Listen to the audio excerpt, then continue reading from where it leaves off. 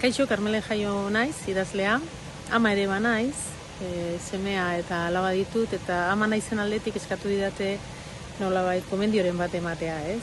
Gure seme alabek euskara egin dezaten, edo euskararen erabilera sustatzeko gure etxeetan, ez? Egia zen nik gomendioa eman baino gehiago jaso egin beharko nuke, ez baita erreza, ez? Euskararen aurkako inertzia guztiak kontuan izanik.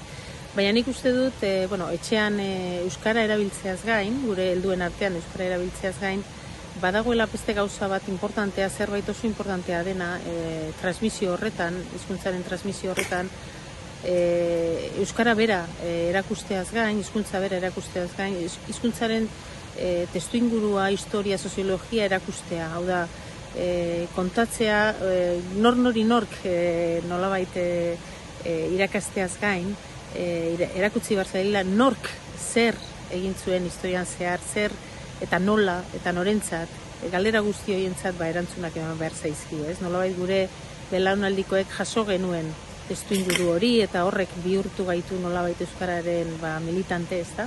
Eta nire ustez beharrezkoa da gure seme alabek ere jasotzea hori, ez? Jakitea euskara ikastea, euskara erabiltzea ez dela beste hizkuntza bat ikastea eta erabiltzea bezala, balio erantzi badaukala, historia badagoela horren atzetik, zailtasunez beteriko historia bat, gainditu duena euskarak, eta beraz, nire ustez hori ere transmititzea eta hori ere irakastea oso importantea da.